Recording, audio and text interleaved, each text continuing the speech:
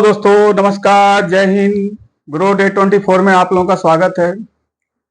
आज का video A to Z पूरा उसके आदि से लेके और अंत तक आज इसके बारे में मैं बताऊंगा। ये इसमें कम से कम 30 साल, 32 साल, 29 साल ये पुराना ये सब फंड है और हम लोग नए नए फंड में चले जाते हैं और कुछ लोग का फोन भी आता है।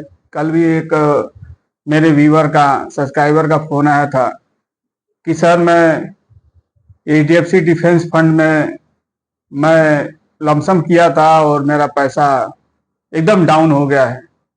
जब शुरुआती दौर में एचडीएफसी डिफेंस फंड जब लॉन्च हुआ था, लोगों के पास इतना पैसा है कि लोग फेंकते जा रहे हैं पैसा। जैसे लग रहा था वो परसेंटेज मालूम कितना है, 150% रिटर्न वो दे रहा था। कि कोई भी एनएफओ नया नया आता है उसमें लोग फटाक से डालना चालू करते हैं, जैसे लगता है कि वो बस करोड़पति आज ही बन जाएंगे। देखिए, हम अपने व्यूअर से यही कहते हैं कि नए नए फंड में नया नया एनएफओ चालू होता है, 10 रुपए एनईवी से चालू होता है।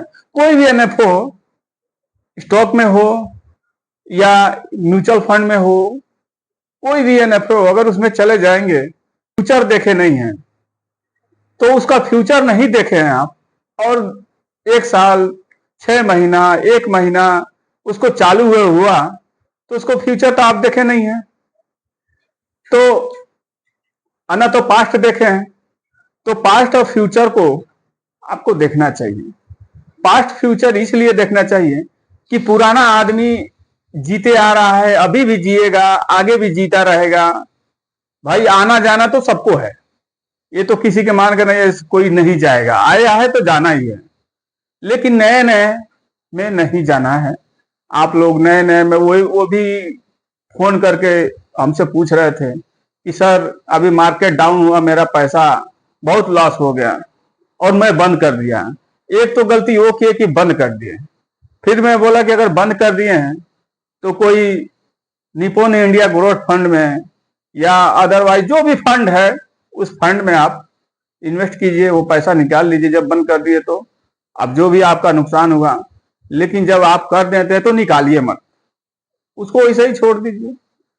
तो आप लोगों को जो पुराना फंड है उस फंड में आप लोगों को जाना चाहिए।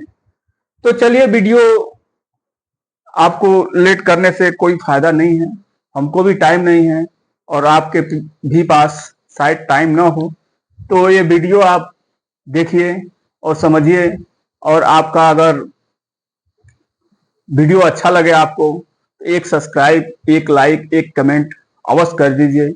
ये फंड में मैं ए टू जेड सब बताऊंगा, किसमें कितना एक्सपेंसेस कटता है, कितना एवीएम है, कितना कब से चालू है, इस फंड में मैं बताऊंगा। फंड में मैं निपोन इंडिया ग्रोथ फंड, ये मिड कैप में है, ध्यान से समझिएगा। जो नए नए लोग और नए नए फंड में चले जाते हैं वो कितना नुकसान है वो उन्हीं से पूछिएगा, या जो नुकसान किए होंगे उनसे पूछिएगा। तो पुराने फंड में जाना है भाई, ये भी तो हमारे पास हमारे बहुत पहले से चालू है।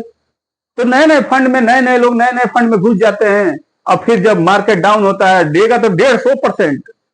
मैं एचडीएफसी डिफेंस फंड का देखा था, 150% रिटर्न दिया था। अरे बाप रे बाप, 150% मतलब एक साल में डबल का 1.5 गुना एक ही साल में। आपका अगर 10,000 होगा तो एक ही साल में 20,000, 25,000 हो जाएगा पैसा। अब बताइए, अगर 1 लाख रुपया डाले तो 2.5 लाख रुपया हो जाएगा। ऐसा ऐसा फंड, और लोग के पास इतना पैसा है कि डालते जा रहे हैं। चलिए, ये तो बात होती रहती है, समाचार मीडिया, सोशल मीडिया में आप लोगों को पता ही चलता होगा। जो इसके बारे में जानकारी रखता है उसको पता होता है।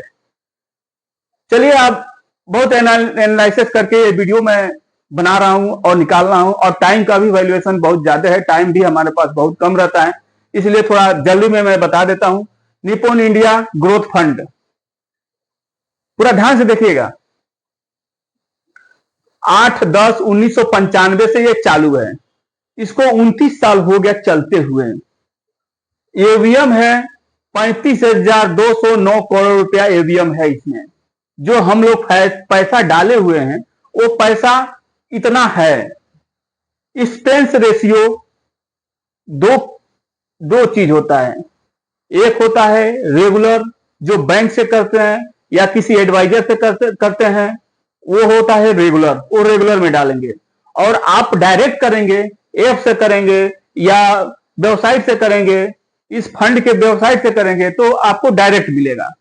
तो डायरेक्ट का इसमें रेगुलर का हम बता दे रहे हैं। तो एक्सपेंस रेशियो रेगुलर में जो बैंक से करते हैं और किसी एडवाइजर से करते हैं या म्यूचुअल फंड डिस्ट्रीब्यूटर से करते हैं, तो एक्सपेंस रेशियो उसका होगा 1.57% रेगुलर में। चलिए, होल्डिंग है, कितने कंपनी में हमारा पैसा ये इन्वेस्ट हुआ है, ये 35,000 करोड़ रुपया कितने कंपनी में इन्वेस्ट हुआ है? 94 कंपनी में इन्वेस्ट हुआ है। ये मतलब उन कंपनी के यूज में पैसा आ रहा है, पैसा कंपनी ग्रो कर रही है, हमको पैसा दे रही है, हम भी उससे पैसे से कमा रहे हैं। तो यही चीज है। अब चलिए डायरेक्ट में, डायरेक्ट का एक्सपेंस रेशियो है 0.77 इसका, निप्पॉन इंडिया ग्रोथ फंड का डायरेक्ट। जैसे आप एंजल वर्क से कर लिए, ग्रो ऐप से कर लिए, 5 पैसा से कर लिए, तमाम आप तो देखते ही होंगे, तमाम जो है कि एप्स हैं सब, और सेबी के अंतर्गत आते हैं सब। तो अगर उससे करते हैं आप या किसी वेबसाइट से करते हैं, इसके वेबसाइट से करते हैं, तो 0.77 ये परसेंटेज लगेगा। सीधे आपका मान सकते हैं कि 1% का आपका रेगुलर में और डायरेक्ट में अंतर है। यही अंतर है आपका रेगुलर और डायरेक्ट में। और 1% का अंतर 20-25 साल में कम से कम 10 लाख रुपए का अंतर देगा। 1% का अंतर 10 लाख रुपए का अंतर देगा। चलिए दूसरा जानते हैं। 2 ही है, बहुत पुराना फंड, 2 मैं निकाला हूं और बहुत ढूंढ के निकाला हूं एकदम। चलिए अब हम मानते हैं कि 1995 में 1,000 रुपया महीना अगर कोई किया होता, 1995 में 1,000 रुपया महीना करते आया होता, और 29 साल में 1995 ये जो चल रहा है 24 चल रहा है, तो 1995 29 साल में आपका जो है कि 3,49,000 आपका पैसा इसमें जाता है 1,000 रुपये महीने के हिसाब से, और 23.57 का ये रिटर्न दिया है। पिछले 29 साल से कभी माइनस भी हुआ होगा, कभी 40% भी दिया होगा, कभी 2% भी दिया होगा, कभी 8% भी दिया होगा। मतलब जब से चालू हुआ है तब से अब तक जो है कि पूरा सालाना एवरेज जो है 23.57 का ये दिया है 29 साल में। और पैसा कितना बना के देगा? 2,58,00,000 रुपया ये बनाया होता, वही 1,000 रुपये महीने के हिसाब से। चलिए फ्रैंकलिन इंडिया प्राइमा, ये भी मिड कैप में है। ये चालू है 1993 से, 1/12/1993 से 31 साल हो गया इसको चलते हुए। एवीएम है इसमें 12,943 करोड़ रुपया एवीएम इसमें है। तो 1.75% का रेगुलर में एक्सपेंस मतलब खर्च है। और होल्डिंग है 74 कंपनी में इसका होल्डिंग है। फ्रैंकलिन इंडिया प्राइमा 74 कंपनी में हमारा पैसा गया हुआ है। उसके बाद डायरेक्ट में ये भी एक्सपेंस तो होता है। मान लीजिए अगर आप रेगुलर नहीं किए, डायरेक्ट कर रहे हैं, तो डायरेक्ट का एक्सपेंस रेशियो 0.96% है। 1% से थोड़ा 4.4% कम है। तो मान अगर रेगुलर में कर देते हैं तो 1.75 हो गया, अगर डायरेक्ट में करते हैं तो 0.96% आपका हो गया। तो मतलब 1% आपका एक्सपेंस कटेगा, और कट के ही ये दिखाएगा। लेकिन ये तो पैसा तो हमारा लग रहा है ना, हम बहुत तपस्या करके उसको कर रहे हैं, तो उसको भी देखना है। चलिए 1993 से 31 1,000 रुपये अगर जमा किए होते और 1993 से और 24 तक एवरेज रिटर्न सालाना दर साल 21.13 का रिटर्न ये दिया है। 1993 से 1,000 रुपये हम किए होते तो 21.13 का ये रिटर्न दिया है 31 साल के एवरेज बीच में। कभी कोरोना में एकदम डाउन हो गया होगा तो फिर 20% बढ़ा भी होगा, 30% बढ़ा भी होगा, फिर अभी डाउन है, फिर बढ़ेगा ही बढ़ेगा। तो एवरेज मिला के 21.13% का एवरेज होता है और 31 साल करते हैं तो 3,72,000 हमारा पैसा इन्वेस्ट होता है। 1,000 रुपये पर महीना से 2,33,96,000 ये पैसा हमको बना के दे देता है। अब आप सोच सकते हैं कि आपके पास अगर आपका कोई बच्चा है या कोई लड़की है या कोई लड़का है, पढ़ाई है, लिखाई है, उसके फ्यूचर के बारे में अगर आप सोचें कि फ्यूचर के बारे में हम सोच रहे हैं तो आप ऐसा सोच सकते हैं, इस समय से सोच सकते हैं 1,000 रुपये महीने से। अब वही सोचिए अगर 2,000 रुपये किए होते तो ये 4 करोड़ रुपया हुआ होता। तो आप अपने बच्चे का फ्यूचर इससे बना सकते हैं। आपका तो नहीं बनेगा, इसलिए कि आप 30 साल के हो तभी जाने, 35 साल के तभी जाने, 40 साल के हो तभी जाने इसके बारे में। लेकिन 30 साल आपका बुजुर्ग बुढ़ापा आ जाएगा और बुढ़ापा आएगा तो ये आपके काम में आएगा नहीं।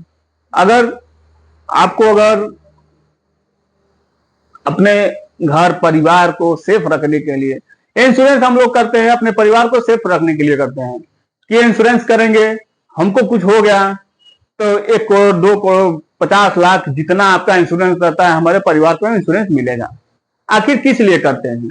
इसीलिए करते हैं कि हमको, हमारे परिवार को कुछ बेनिफिट मिले, हम चले भी जाएं तो उनको कुछ कोई बात की तकलीफ ना हो, जो हम कमा रहे हैं वो उनको मिलता रहे, हम नहीं भी रहे तभी भी।